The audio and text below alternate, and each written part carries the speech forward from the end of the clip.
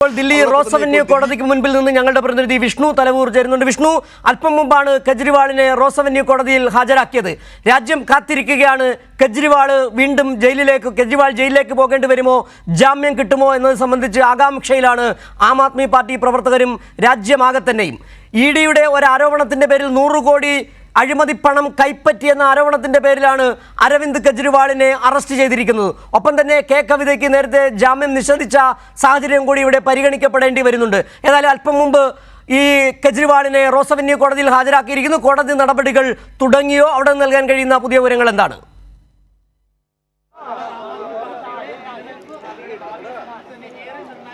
സിജു, തീർച്ചയായിട്ടും അല്പം മുന്നെയാണ് ഈ മദ്യനയ അഴിമതി കേസിൽ ദില്ലി മുഖ്യമന്ത്രി അരവിന്ദ് കെജ്രിവാളിനെ PMLA കോടതി അല്ലെങ്കിൽ നമുക്ക് പിന്നിൽ കാണുന്നത് റോസ് അവന്യൂ കോടതിയാണ്. ഈ കോടതിയിലേക്ക് എത്തിച്ചത്.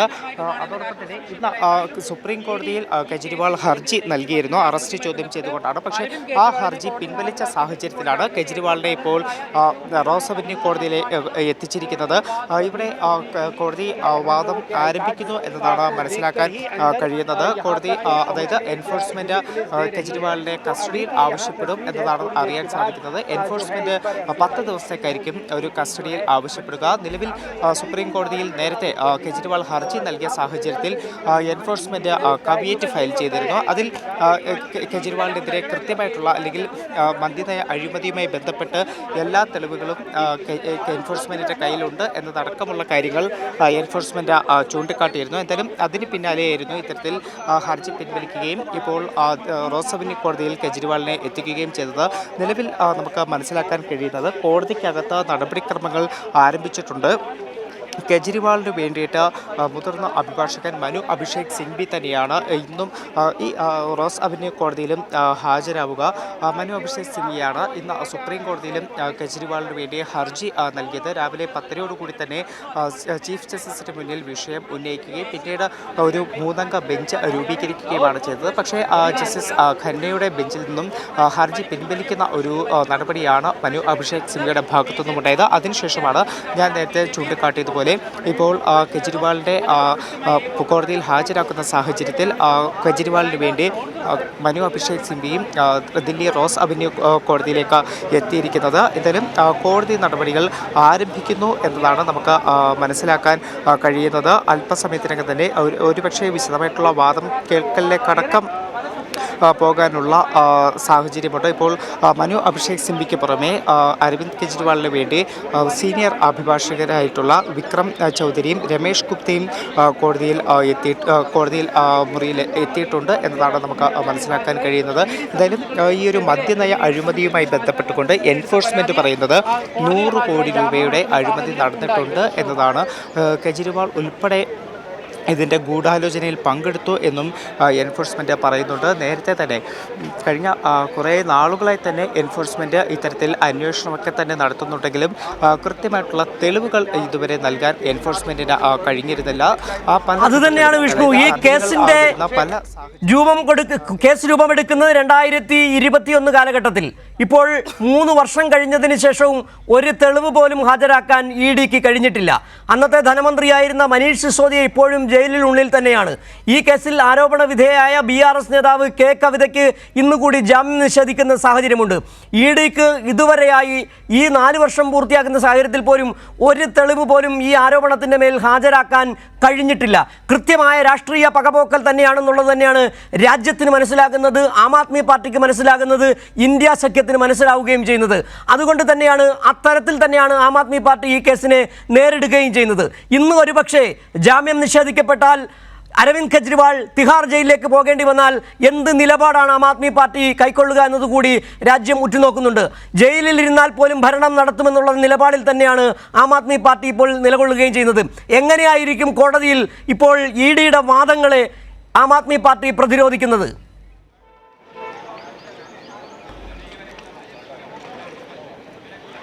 സിജു, തീർച്ചയായിട്ടും നേരത്തെ സൂചിപ്പിച്ച പോലെ മദ്യനയ അഴിമതിയുമായി ബന്ധപ്പെട്ടുള്ള അന്വേഷണം തുടങ്ങിയിട്ട് 2 വർഷത്തിലേറെയെങ്കിലും ഇതുവരെ കൃത്യമായിട്ട് തെളിവുകൾ നൽകാൻ എൻഫോഴ്സ്മെൻറ്റിന് കഴിഞ്ഞിരുന്നില്ല.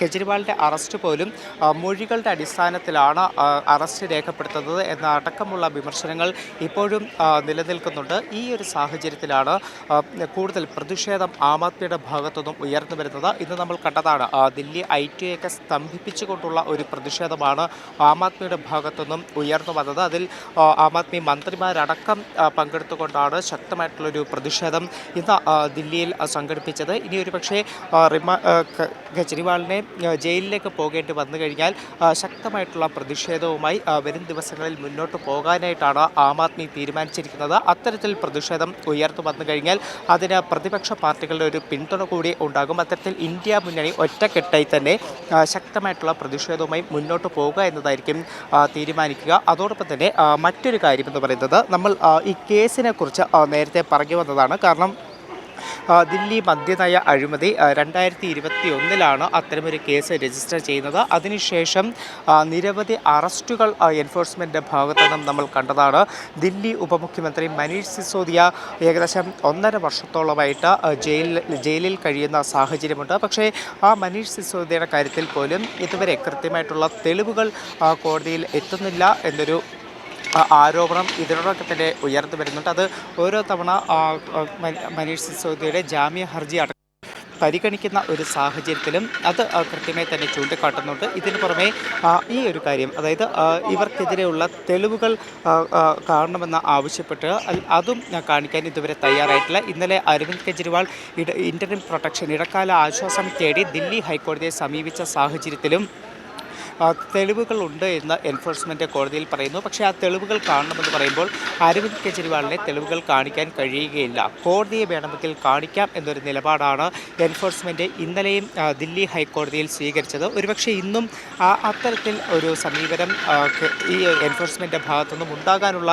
സാധ്യതകൾ നിലനിൽക്കുന്നുണ്ട്. കാരണം ഇന്ന് കോടതിയിൽ വാദം നടക്കുന്ന സാഹചര്യത്തിലും കെജ്രിവാളിന് വേണ്ടിയിട്ട് ഇത്തരത്തിൽ തെളിവുകൾ, എൻഫോഴ്സ്മെൻറ്റിൻ്റെ കയ്യിലുള്ള തെളിവുകൾ കാണണമെന്നുള്ള ഒരു ആവശ്യം അഭിഭാഷകർ സ്വാഭാവികമായിട്ടും ഉന്നയിക്കാനുള്ള സാധ്യത നിലനിൽക്കുന്നുണ്ട്. എന്തായാലും എൻഫോഴ്സ്മെൻറ്റ് കെജ്രിവാളിനെ 10 ദിവസത്തേക്ക് ഒരു കസ്റ്റഡിയിലേക്ക് ആവശ്യപ്പെടാനായിട്ടുള്ള നീക്കമാണ് ഇപ്പോൾ നടത്തിക്കൊണ്ടിരിക്കുന്നത്. സിജു, വിഷ്ണു, ഈ കേസുമായി ബന്ധപ്പെട്ട് ഉയർന്നു വരുന്ന ആരോപണങ്ങളിൽ ഒന്ന് കേന്ദ്ര സർക്കാർ രാഷ്ട്രീയമായി അന്വേഷണ ഏജൻസികളെ ദുരുപയോഗം ചെയ്യുന്നു എന്നുള്ളതാണ്.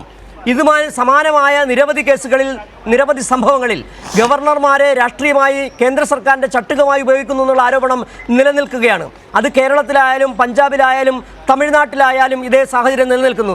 സമാന സാഹചര്യമായിരുന്നു ദില്ലിയിലും ഉണ്ടായിരുന്നു. മദ്യനയ കേസുമായി ബന്ധപ്പെട്ട് വലിയ ആരോപണം 100 കോടി അഴിമതി നടത്തിയെന്ന് അവിടെ ആരോപണം ഉന്നയിച്ചത് അവിടുത്തെ ലഫ്റ്റനന്റ് ഗവർണറാണ്. അതുമായി ബന്ധപ്പെട്ട് അതിൻ്റെ രാഷ്ട്രീയം ജനങ്ങൾക്ക് ബോധ്യപ്പെടുകയും ചെയ്തു. നിലവിൽ ഇന്നലെ കെജ്രിവാളിനെ അറസ്റ്റ് ചെയ്ത സാഹചര്യം കൂടി പരിശോധിക്കേണ്ടതുണ്ട്. സുപ്രീം കോടതിയിൽ നിന്ന് കേന്ദ്ര സർക്കാരിനും വലിയ തിരിച്ചടിയേറ്റു. ഇന്നലെ SBI മുഴുവൻ വിവരങ്ങളും, ഇലക്ട്രൽ ബോണ്ട് കേസുമായി ബന്ധപ്പെട്ട മുഴുവൻ വിവരങ്ങളും പുറത്തുവിടുകയും ചെയ്തു. ഇലക്ഷൻ കമ്മീഷൻ നൽകി. ഇലക്ഷൻ കമ്മീഷൻ സൈറ്റിലൂടെ അത് പ്രസിദ്ധീകരിക്കുകയും ചെയ്തു. കള്ളക്കമ്പനികളിൽ നിന്ന് വാങ്ങിയത് BJP, കൂടുതൽ പണം പറ്റിയത് BJP ആണെന്ന് പുറത്തു വന്ന സാഹചര്യത്തിലാണ് ഈ പ്രതികാര നടപടിയുമായിട്ട് അതിൽ നിന്ന് ശ്രദ്ധ തിരിപ്പിക്കാൻ വേണ്ടി അരവിന്ദ് കെജ്രിവാളിനെ അറസ്റ്റ് ചെയ്തു എന്ന ആരോപണം തന്നെയാണ് ഇപ്പോഴും നിലനിൽക്കുന്നത്. അതുകൊണ്ട് തന്നെയാണ് അരവിന്ദ് കെജ്രിവാളിൻ്റെ അറസ്റ്റ് ജനാധിപത്യ സഖ്യത്തെ, ഇന്ത്യ സഖ്യത്തെ ഇല്ലായ്മ ചെയ്യാൻ വേണ്ടിയിട്ടുള്ള ശ്രമമാണ് എന്ന തരത്തിൽ തന്നെയാണ് വിലയിരുത്തപ്പെടുകയും ചെയ്തത്. മോദി നടത്തുന്നത് ഗുണ്ടാരാജാണ്, ജനാധിപത്യത്തെ ഇല്ലായ്മ ചെയ്യലാണെന്നുള്ള ആരോപണമാണ് ആം ആദ്മി പാർട്ടി പ്രവർത്തകരും രാജ്യത്തെ പ്രതിപക്ഷ പാർട്ടികളും ഇപ്പോഴും ആരോപിച്ചുകൊണ്ടിരിക്കുന്നത്. ഇവിടെ വലിയൊരു പ്രശ്നം കൂടി ഉയർന്നു വരാൻ സാധ്യതയുണ്ട്. ഈ കേസിൻ്റെ മറ്റ് അറസ്റ്റിലായവരുടെ സ്ഥിതി പരിശോധിക്കുമ്പോൾ മനീഷ് സിസോദിയയ്ക്ക് നിലവിൽ ജാമ്യമില്ല, കെ കവിതയ്ക്ക് ജാമ്യമില്ല.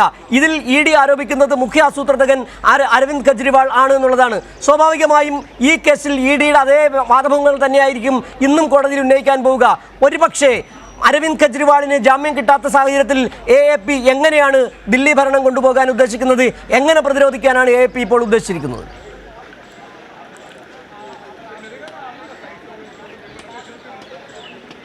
സിജു, അതുതന്നെയാണ്. കാരണം ഈ കേന്ദ്ര സർക്കാരിനെ സംബന്ധിച്ചുകൊണ്ട് ഇന്നലെ വലിയ തിരിച്ചടി ലഭിച്ച ഒരു ദിവസം കൂടിയായിരുന്നു. പ്രത്യേകിച്ച് സുപ്രീം കോടതി നിർദ്ദേശപ്രകാരം തെരഞ്ഞെടുപ്പ് ബോർഡുമായി ബന്ധപ്പെട്ട എല്ലാ വിവരങ്ങളും, അതായത് ബോണ്ടിൻ്റെ സീരിയൽ നമ്പർ അടക്കമുള്ള വിവരങ്ങൾ ഇന്നലെ വൈകിട്ടോടുകൂടിയാണ് SBI കേന്ദ്ര തെരഞ്ഞെടുപ്പ് കമ്മീഷന് കൈമാറുന്നു. പിന്നീട് കേന്ദ്ര തെരഞ്ഞെടുപ്പ് കമ്മീഷൻ ആ വിവരങ്ങൾ പബ്ലിഷ് ചെയ്ത പ്രസിദ്ധീകരിച്ച ഒരു സാഹചര്യമുണ്ട്. അവിടെ നിന്നും ഒരുപക്ഷെ ഇന്നലത്തെ ഏറ്റവും വലിയ ചർച്ച നടക്കേണ്ടിയിരുന്നത് തെരഞ്ഞെടുപ്പ് ബോർഡുകൾ സംബന്ധിച്ചായിരുന്നു. കാരണം ആരൊക്കെയാണ് BJPക്ക് പണം നൽകിയത് എന്നതടക്കമുള്ള വിവരങ്ങൾ പുറത്തു വന്നു തുടങ്ങിയ ഒരു ദിവസമായിരുന്നു. ഈ ദില്ലി മദ്യനയ അഴിമതിയുമായി ബന്ധപ്പെട്ട് പോലും മാപ്പ് സാക്ഷിയായവർ ഇത്തരത്തിൽ 5 കോടി രൂപയുടെ ബോണ്ട് BJPക്ക് നൽകി എന്നതാണ് കഴിഞ്ഞ ദിവസം പുറത്തു വന്ന വിവരങ്ങൾ സൂചിപ്പിക്കുന്നത്. അപ്പോൾ അത്തരത്തിലുള്ള ചില വിവരങ്ങൾ കൂടി പുറത്തു വരുന്നുണ്ട്. പക്ഷേ ഇതൊന്നും തന്നെ ചർച്ചയാകാതെ അരവിന്ദ് കെജ്രിവാളിൻ്റെ അറസ്റ്റ് മാത്രമാണ് കഴിഞ്ഞ ദിവസങ്ങൾ ഇന്നലെ മുതൽ ഒരു ചർച്ചയാകുന്നത് എന്നതുകൂടി നമ്മൾ എടുത്തു പറയേണ്ട ഒരു കാര്യം തന്നെയാണ്. അതോടൊപ്പമാണ് ഇപ്പോൾ ദില്ലി റോസ് അവന്യൂ കോടതിയിൽ കെജ്രിവാളിൻ്റെ ഈ കേസ് പരിഗണിച്ചു തുടങ്ങിയിട്ടുണ്ട്. അവിടെ കോടതിയിൽ കേസ് അഭിഭാഷകരെല്ലാവരും തന്നെ എത്തിച്ചേർന്നിട്ടുണ്ട്, ജഡ്ജിമാർ എത്തിച്ചേർന്നിട്ടുണ്ട്. ഇതിൽ വാദം നടക്കും.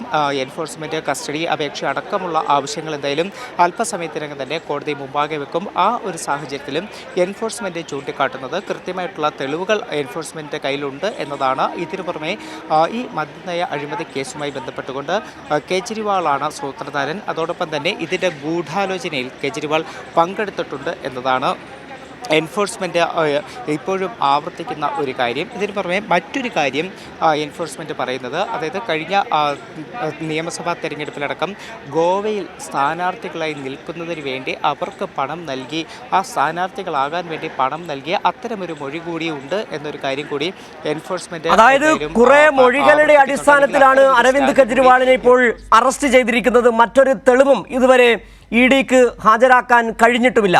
ഏതായാലും മദ്യനയ കേസുമായി ബന്ധപ്പെട്ട് ED അറസ്റ്റ് ചെയ്ത അരവിന്ദ് കെജ്രിവാളിനെ ദില്ലി റോസ് അവന്യൂ കോടതിയിൽ ഹാജരാക്കിയിട്ടുണ്ട്. കോടതി അല്പസമയത്തിനകം തന്നെ കേസ് പരിഗണിച്ചു തുടങ്ങുമെന്നുള്ള വിവരങ്ങളാണ് പുറത്തുവരുന്നത്. വിവരങ്ങൾ നൽകിക്കൊണ്ടിരിക്കുകയാണ് ദില്ലിയിൽ നിന്ന് ഞങ്ങളുടെ പ്രതിനിധി വിഷ്ണു തലവൂർ.